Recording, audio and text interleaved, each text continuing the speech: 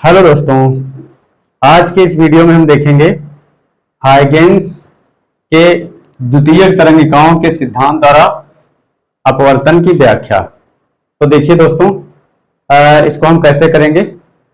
Video शुरू करने से आपको दोस्तों पहले बता देता हूं कि आप अगर हमारे चैनल पे नए हैं तो हमारे चैनल को सब्सक्राइब करें और अपने दोस्तों को शेयर करें। तो दोस्तों हम क्या करेंगे, यहाँ पे हाइगेन्स की द्वितीयक तरंगिकाओं के सिद्धांत द्वारा अपवर्तन की व्याख्या हमको करनी है। तो देखिए दोस्तों, हम क्या करेंगे, यहाँ पे हाइगेन्स की द्वितीयक तरंगिकाओं का सिद्धांत क्या है, आपको अच्छे से पता है। हाइगेन्स की द्वितीयक तरंगिकाओं का सिद्धांत क्या है कि हाइगेन्स की द्वितीयक तरंगिकाओं के सिद्धांत के अनुसार प्रकाश तरंगाग्र के रूप में चलता है।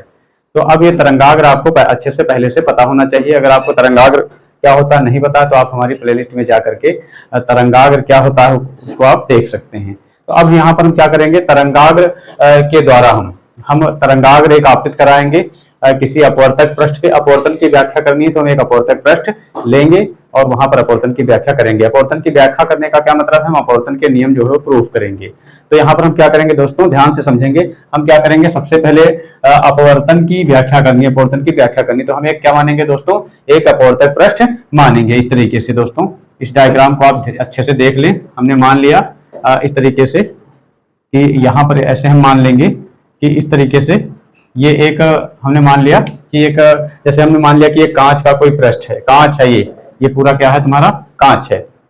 अब यहाँ ये कांच हवा में रखा है तो हम ये मान लेंगे दोस्तों, हम मानेंगे कि माना यहाँ पर ये जो पृष्ठ है, इस तरीके से कांच रखा हुआ दोस्तों, तो इसके ऊपर ये जो पृष्ठ है, ऐसे ये आयताकार कांच है तो यहाँ पर ऊपर वाला जो पृष्ठ है, तो हमने मान लिया कि माना हम दोस्तों लिखेंगे क्या, हम लिखेंगे कि माना जेड जेड डैश एक अपवर्तक पृष्ठ है जिस पर एक यहां से दो तरंगे हम इस तरीके से आपतित कराएंगे। इस तरीके से समांतर किरण पुंज हम आपतित करवाएंगे। तो जब समांतर किरण पुंज होगा तो समांतर किरण पुंज में हमने बताया था कि अगर किरणें समांतर होती हैं तो वहां पर तरंगाग्र किस तरीके से होगा, आपको अच्छे से पता है दोस्तों। हमने बताया था कि कैसा होगा, समतल तरंगाग्र होगा। मतलब जब ये किरणें आ रही होंगी, यहाँ पर बहुत सारी किरणें हैं इस तरीके से, समांतर किरण पुंज है टोटल ये अनंत से समझ सकते हैं कि अनंत से आ रहा है। तो यहाँ पर जो तरंगाग्र होगा, यहाँ पर तरंगाग्र होगा, इस तरीके से तरंगाग्र यहाँ पे होगा। अब हम ये मान लेंगे कि माना जेड जेड डैश एक अपवर्तक पृष्ठ है जिस पर एक तरंगाग्र, यहाँ पर तरंगाग्र दोस्तों कैसे होगा, यहाँ पे तरंगाग्र इस तरीके से हमने मान लिया कि ए बी है। तो हम ये लिखेंगे कि माना जेड जेड डैश एक अपवर्तक पृष्ठ है जिस पर एक तरंगाग्र ए बी इस प्रकार आपतित होता है, इस प्रकार आपतित होता है कि जो प्रकाश की किरण है, ये प्रकाश की किरण जो है, ये दोनों प्रकाश की किरणें हैं कि प्रकाश की किरण क्या करती है, जो है अभिलंब का नाम हम कुछ दे देते हैं दोस्तों। हम अभिलंब का नाम दे देते हैं एन डैश, इस प्रकार हम एन डैश नाम दे देते हैं। तो यहाँ पर प्रकाश की किरण क्या करती है, ये जो अभिलंब है इसके साथ क्या करती है दोस्तों, आपतन कोण आई जो है वो बना रही है। अब देखिए दोस्तों कि यहाँ पर ये प्रकाश की किरण आपतन कोण आई पर आपतन कोण आई बनाते हुए आपतित हो रही है। इसके बाद दूसरी प्रकाश की किरण यहाँ पर देखिए दोस्तों, यहाँ पर इस तरीके से आएगी, इस तरीके से। तो इसका इस अभिलंब का नाम डाल देते हैं N1 N2 नाम हम दे देते हैं इसका नाम। अब देखिए दोस्तों कि अब क्या होगा, प्रकाश की किरण को दोस्तों जाना तो सीधे चाहिए, जाना ऐसे चाहिए। ये जाने का रास्ता दोस्तों क्या है, ये है जाने का इसका रास्ता। इसी प्रकार इसके जाने का रास्ता, तो अब हमने क्या माना है कि ये जो माध्यम है वो विरल माध्यम है। हमने मान लिया है ये विरल माध्यम है दोस्तों। विरल माध्यम हम यहाँ पर वायु मान सकते हैं कि हमने मान लिया कि यहाँ पर वायु है, और इसको हमने मान लिया कि ये कैसा माध्यम है दोस्तों, ये है सघन माध्यम। सघन माध्यम जो कि हमने दोस्तों क्या मान लिया, हमने मान लिया कि ये कांच का बना हुआ है, ये हमने कांच का मान लिया कि ये जो है ये कांच है। तो अब देखिए यहाँ पर प्रकाश की किरण विरल माध्यम से सघन माध्यम में जा रही है, तो अब दोस्तों क्या होगा, ये अभिलंब की ओर झुकेगी। अभिलंब की ओर झुकेगी तो ये वाली प्रकाश की किरण जाना तो ऐसे चाहिए, लेकिन इस अभिलंब की ओर झुकेगी तो कुछ इस तरीके से दोस्तों ये जाएगी। इसी प्रकार जाना तो इसको दोस्तों ऐसे चाहिए, ऐसे जाना चाहिए, ऐसे, ये है रास्ता इसके जाने का। लेकिन ये भी क्या हो रही है, विरल से सघन में जा रही है, तो अभिलंब की दोस्तों अभिलंब की ओर क्या होगी, ये झुक जाएगी। तो इस तरीके से ये अभिलंब की ओर झुक गई। अब यहाँ पर देखेंगे दोस्तों कि यहाँ पर आपतन कोण आई बना है, और यहाँ पर जो कोण बनेगा दोस्तों इसको हम आर से लिखेंगे, और ये हो जाएगा आपका अपवर्तन कोण। अब हमको दोस्तों स्नेल जो आपका नियम होता है, आपका जो अपवर्तन का नियम होता है, अपवर्तन के दो नियम हैं। एक तो आपका है आपतित किरण अपवर्तित किरण तथा विलंब तीनों एक ही तल पर होते हैं, तो उसमें तो आपको एक कथन है जिसको ऐसे ही आपको प्रूव कर देना है यहाँ पर चित्र के आधार पर। दूसरे नियम का जो है आपका स्नेल का नियम, उसमें एक फॉर्मूला है जो आपका sine I upon sine R, उसको हमको सिद्ध करना है। तो हम क्या करेंगे, इस चित्र से साइन आई निकालेंगे और साइन आर निकालेंगे, फिर दोनों का अनुपात निकालेंगे। अगर दोनों का अनुपात क्या आ जाता है, नियत आ जाता है, तो हम कहेंगे कि वो स्नेल का नियम है और इस प्रकार स्नेल का नियम प्रूफ हो जाएगा। तो कहने का मतलब ये है कि दोस्तों स्नेल का नियम हमको प्रूफ करना है यहाँ पर। तो अब हम क्या करेंगे, हमको लाना है sine I upon sine R, हमको पहले निकालना है।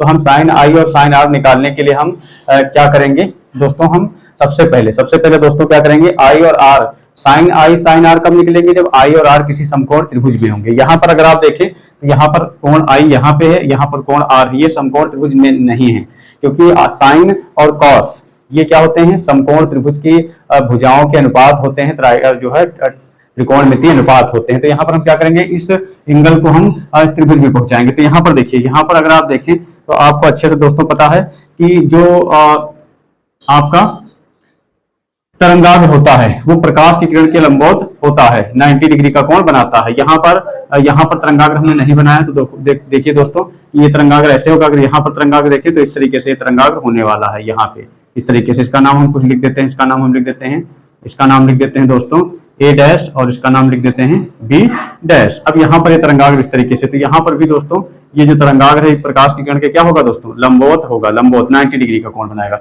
अब हम इसी त्रिभुज में एंगल्स को पहुंचाएंगे। तो यहाँ पर देखिए दोस्तों, यहाँ पर अगर एंगल आई है तो यहाँ पर ये एंगल कितना होगा, ये पूरा 90 है, ये पूरा दोस्तों कितना है 90, तो ये हो जाएगा 90 माइनस आई, ये हो जाएगा 90 माइनस आई, तो ये फिर से आई हो जाएगा, ये फिर से कितना हो जाएगा दोस्तों, आई हो जाएगा। इसी प्रकार अगर ये आर है तो ये हो जाएगा 90 माइनस आर, क्योंकि ये टोटल एंगल, ये वाला पूरा एंगल, ये वाला एंगल क्या होता है 90, तो ये हो जाएगा 90 माइनस आर, और ये जो है तुम्हारा फिर से क्या हो जाएगा दोस्तों, ये हो जाएगा आपका आर।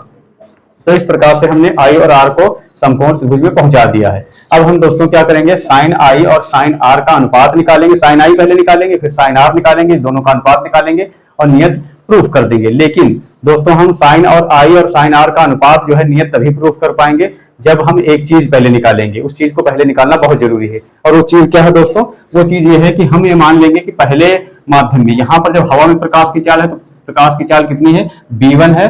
आपको अच्छे से पता है कि हर प्रत्येक माध्यम में, अलग अलग माध्यम में प्रकाश की चाल क्या होती है दोस्तों, अलग अलग होती है। तो हमने मान लिया कि इस माध्यम में, पहले माध्यम में प्रकाश की चाल क्या है दोस्तों, हमने मान लिया कि ये माध्यम 1 है, ये आपका कितना है, ये माध्यम 1 है, और ये माध्यम आपका 2 है। तो माध्यम 1 में प्रकाश की चाल हमने मान ली दोस्तों b1 है, और इसमें जो प्रकाश है इसकी चाल हमने क्या मान ली कि b2 है। अब हम दोस्तों क्या निकालेंगे, अब हम यहाँ पे सबसे पहले देखिए तरंगाग्र, अगर आप देखें तरंगाग्र इस तरीके से, पहले जो आपका अपवर्तक पृष्ठ जेड डैश है दोस्तों, इसके पृष्ठ ए पर आपतित होगा, बिंदु ए पर आपतित होगा, यहाँ पर बिंदु ए पर आपतित होगा। उस समय यहाँ पर बी सिरा कहाँ होगा दोस्तों, बी सिरा होगा यहाँ पे। अब जितनी देर में देखिए, यहाँ पर देखिए दोस्तों कि यहाँ पर ये प्रकाश की किरण आपतित हो चुकी होगी, तो उस कंडीशन में प्रकाश की किरण कहाँ पर होगी, ये दूसरी वाली प्रकाश की किरण होगी यहाँ पे। तो अब देखिए दोस्तों होगा क्या कि इस प्रकाश की किरण को हम मान लेंगे कि बी से ए डैश तक पहुंचने में लगा समय हमने मान लिया कि टी है।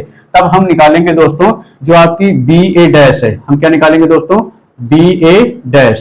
तो बी ए डैश दोस्तों क्या है, बी ए डैश एक दूरी है, तो दूरी बराबर दोस्तों क्या हो जाएगा, चाल गुणे समय। तो यहाँ पर चाल दोस्तों कितनी है, इस माध्यम में चाल कितनी है, b1 है, और समय कितना हमने कहा लगा है, t लगा है। तो यहाँ पर b1 into T, equation number first दोस्तों हो जाएगा। इसके बाद देखिए दूसरी दूरी हम कौन सी निकालेंगे, देखिए दोस्तों कि यहाँ पे अगर आप देखें तो यहाँ पे हमने माना है कि b को a डैश तक पहुंचने में लगा समय कितना है, t है। तो जितनी देर में प्रकाश की किरण b से a डैश तक पहुंचेगी, उतने ही समय में प्रकाश की किरण a से कहां पहुंच जाएगी, b डैश में। अगर यहां से यहां तक t समय लगा है तो इसको यहां से यहां तक पहुंचने में कितना समय लगेगा, t ही समय लगेगा। और चाल कितनी होगी, यहाँ पे चाल आपकी हो जाएगी b2। यहाँ पर तय की गई दूरी ज्यादा होगी उतनी ही समय में दोस्तों, तो इस लाइन को थोड़ा सा बड़ा बनाएंगे, इस लाइन को थोड़ा सा क्या बनाएंगे, छोटा बनाएंगे, क्योंकि आपका ये जो दूरी है यहाँ पर ये सघन माध्यम में प्रकाश की जो किरण है वो धीरे चलेगी। तो अब यहाँ पर हम क्या निकालेंगे, दूसरी चीज निकालेंगे आपकी ए बी डैश। कौन सा ए बी डैश, कौन सा यहाँ से यहाँ तक। तो ए बी डैश क्या हो जाएगा, दूरी है ये, तो दूरी बराबर क्या हो जाएगा, चाल कितनी है दोस्तों, b2 है, और समय कितना लगा, हमने कहा समय तो उतना ही लगा, आपका t ही लगा। तो यहाँ पर b2 इंटू टी हो जाएगा। अब यहाँ पर हम इसको इक्वेशन नंबर सेकंड हम दे देते हैं। यहाँ पर हमने इसको क्यों निकाला अभी आपको पता चलेगा। अब हम क्या निकालेंगे दोस्तों, अब हम साइन आई और साइन आर निकालेंगे। साइन आई कहाँ निकालेंगे, आई वाले जो है त्रिभुज से। आई वाला त्रिभुज कौन सा है, यहाँ वाला, ये वाला त्रिभुज। त्रिभुज का नाम क्या है, ए बी ए डैश। कौन सा त्रिभुज लेंगे दोस्तों, ए बी ए डैश। तो अब हम लिखेंगे कि त्रिभुज, त्रिभुज दोस्तों कौन सा ले लेंगे, A B A dash. A B A dash में हम क्या लगाएंगे, हम निकालेंगे साइन आई दोस्तों। साइन आई बराबर इस एंगल से, इस त्रिभुज से, इस त्रिभुज से ए बी ए डैश, इसमें साइन आई निकालेंगे तो आई वाले एंगल से साइन आई क्या होता है दोस्तों, साइन थीटा क्या होता है, लंब बटे आधार होता है। तो आई वाले एंगल से लंब कितनी हो जाएगी दोस्तों, बी ए डैश और बटे बटे कर्ण। कर्ण दोस्तों इस वाले त्रिभुज में 90 अंश के सामने वाली भुजा को कर्ण कहते हैं। इसी समकोण त्रिभुज में 90 अंश के सामने वाली भुजा को क्या कहते हैं, कर्ण कहते हैं। तो यहाँ पर 90 अंश के सामने की भुजा क्या है दोस्तों, ए डैश है। तो इस तरीके से हमने ये साइन आई निकाल लिया। साइन आई क्यों निकाला, क्योंकि स्नेल के नियम को हमको प्रूफ करना है, तो उसमें साइन आई की हमको आवश्यकता पड़ने वाली है। अब हम क्या करेंगे दोस्तों, साइन आर निकालेंगे। क्या निकालेंगे, साइन आर। तो साइन आर आर वाले त्रिभुज से लेंगे। तो साइन आर के लिए देखिए यहाँ पर त्रिभुज हम लिख देंगे दोस्तों, कौन सा त्रिभुज है, A B dash A dash. अब हम लिखेंगे त्रिभुज ए बी डैश और ए डैश में क्या होगा, जो साइन आर है, साइन आर, आर के एंगल के सामने की भुजा लंब कही जाएगी। तो लंब क्या होता है, साइन आर निकाल रहे हैं दोस्तों, तो साइन थीटा होता है लंब बटे आधार, लंब बटे आधार। तो आर वाले एंगल से देखेंगे, आर वाले एंगल से, तो लंब कितना हो जाएगा आपका, ए बी डैश अपान कर्ण। कर्ण दोस्तों 90 डिग्री के सामने की भुजा होती है, ए डैश ही होने वाली है। अब हम क्या करेंगे, इसको हम क्या करेंगे, अब निकालेंगे sine I upon sine are.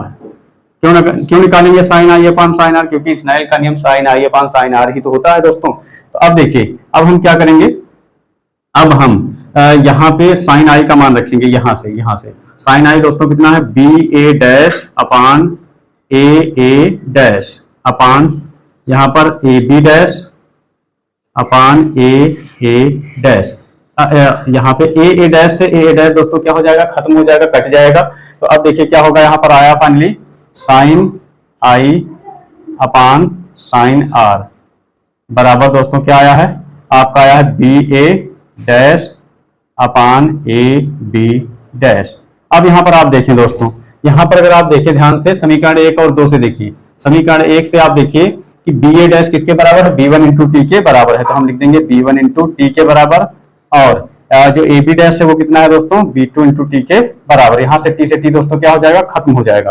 तो फाइनली आएगा, बचेगा क्या दोस्तों, तो आपका बचेगा sine I upon sine R बराबर क्या बचेगा दोस्तों, b1 अपान b2। अब आपको दोस्तों अच्छे से पता है कि जब प्रकाश की किरण एक माध्यम से दूसरे माध्यम में जाती है तो आपतन कोण की ज्या और अपवर्तन कोण की ज्या का जो अनुपात होता है वो क्या होता है, नियतांक के बराबर होता है, उसको ही मिसनेल का नियम कहेंगे। तो यहाँ पर पहले माध्यम में प्रकाश की चाल b1 और दूसरे माध्यम में प्रकाश की चाल b2 के अनुपात को क्या कहते हैं दोस्तों, पहले माध्यम के सापेक्ष दूसरे माध्यम का अपवर्तनांक। तो अब यही क्या है दोस्तों, यही स्नेल का नियम है, यही स्नेल का नियम है, यही स्नेल का नियम है।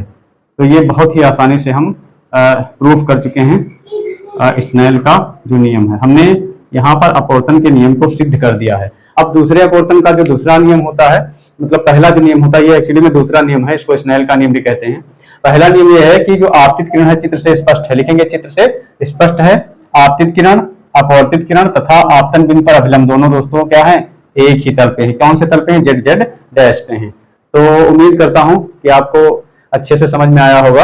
अगर आपको वीडियो पसंद आया हो तो आप वीडियो को लाइक करें और अपने दोस्तों को शेयर करें। Thank you.